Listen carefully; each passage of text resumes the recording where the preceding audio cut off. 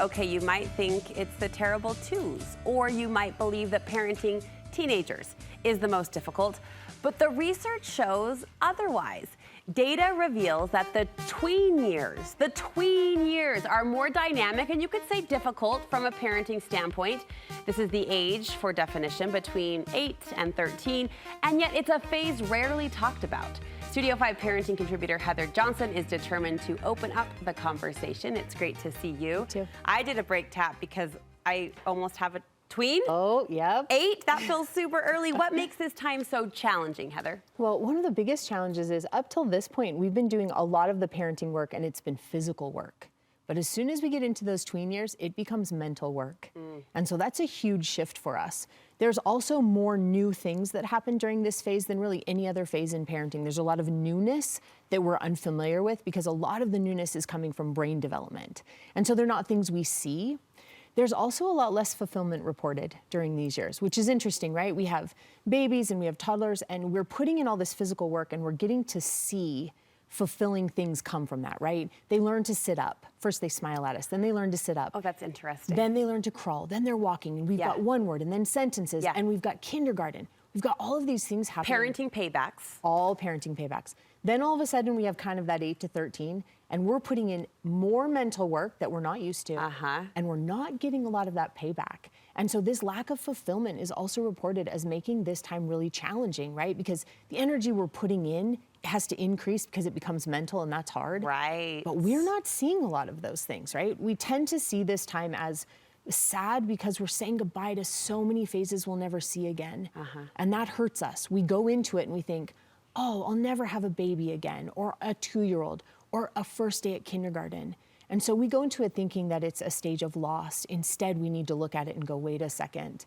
This is the greatest opportunity ever for us to connect and develop. This is growth. It isn't losing a lot of things. It's where are we headed. I appreciate you honoring the grief because there is a cuspness to it too. Like she was just losing a tooth. She was just saying that word wrong, and now we're in this middle ground.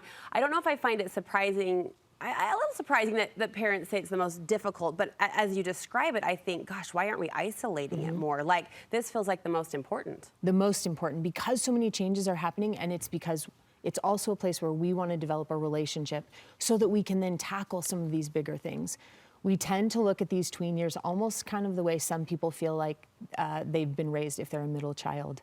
Kind of this forgotten, these forgotten years, I can right? see that. And we want to spotlight them because they matter so much. This is a temporary phase, as is all phases of childhood, but you want to point out there's a lot of normalcy here you'll be experiencing that you need to normalize. We do. We've got to normalize that there will be challenges, normalize that we're going to be tested in new ways, and so will our tweens. This is temporary. So the very first thing we have to do is take a step back and go, okay, it's temporary. This really is a phase, a developmental phase. This mental exhaustion, this exertion. It is. This newness, this not knowing the answers, the big emotions in comparison to very small situations, it's normal and it's temporary. It helps our minds to consider, wait, this is a phase. We want to keep it temporary. When we're in that phase too, we want to make sure that we are giving our energy to not their words, but instead their emotions. And this is a mistake that we make as parents all the time, especially in these years. We give all of our energy to the words that they're saying. We want to instead put our energy to their emotions because they'll be big. So for example, if a child says that math is impossible or it's too hard or they don't like their teacher, if we give energy to the words, we will completely miss what's actually going on. We want to give energy to how frustrated they are. We want to attend to the frustration. Once we attend to the frustration, there will be plenty of time to talk about math.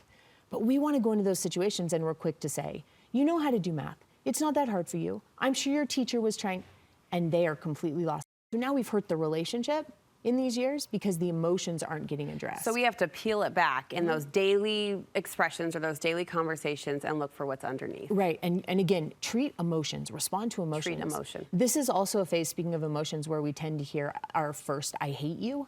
Right? In these years. It was painful. Yes. It was very painful.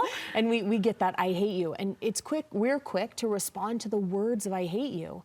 And we feel that defensiveness and it hurts us. Instead of going, wait a second, what are the emotions behind this? Because what they're actually saying is, I hate how what you said made me feel.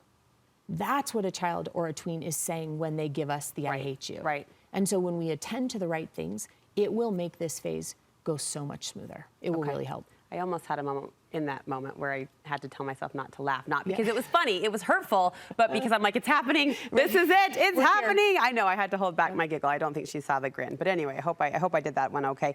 Brain development, we talked about developmentally how crucial this period is. What can we understand as parents to help smooth that out? Yeah, and this is a big deal. It's one of the questions I get asked all the time in my office. People are consistently saying, my 16-year-old, is this normal? Is this normal? My 14-year-old, is this normal? My 8-year-old, is this normal? My 2-year-old, is this normal? If we can have basic understanding of development, we don't need a PhD in it, just very basic, it helps every stage go smoother, but especially this stage. Okay. For example, understanding development in this stage means their emotions are always going, or most likely going to be bigger than the situation. So your 10-year-old can't find their backpack and it's time to go to school. And they're acting as if the world is ending. In our minds, we just need to make a couple passes around the house and we'll find it, right? But to them, it's big. That's developmental. They tend to be more selfish. Tweens tend to be more selfish. Self-serving, they lose some empathy and they turn inward. That's part of this developmental phase. It's really important for them because it's how they figure out what their opinions are and how they learn to navigate life without their parents making all their decisions. Tweens tend to be more lazy. We look at it as lazy, but it really isn't. They struggle to get up sometimes. They fight us at bedtime a little bit more. It's not laziness, it's developmental in their brain. They have that circadian shift, and so their minds shut down a little bit later, and they don't rev up until a little bit later. When we understand those things, then we're not looking at them saying, you're selfish, and you're lazy, and you're freaking out. But instead we look and go, oh, this is part of what developmental stages look like. That's powerful. In our tween years. Promotes compassion as a parent, but also helps you know what to do. We've got a quick 1 minute together. I want to get through your last couple of points. Punishment doesn't make it better in this stage? It doesn't. And we go to big punishments when we get those tween years, right? We go from the very small things like talking to a 2-year-old or a 6-year-old to all of a sudden we strip them of everything, we take everything away, we don't let them go out with their friends. And the problem with that is this big punishment, we're doing that thinking that they're thinking straight, and they're not. If they could handle this stage differently, they would. And so we need to recognize a lot of the things that they're doing aren't actually coming from a place where they can navigate it and control it. We want to make sure that punishment is actually connecting, that if we're going to call it a punishment, it's opportunities for us to teach and for us to build a relationship. Because there has to still be consequence, but that's different, you're defining, than punishment. Right. We are much better off during this phase, or any phase, but especially this one, wrapping our arms around them and saying, let's figure out how to better navigate emotions, for example, instead of punishing you because you had big emotions.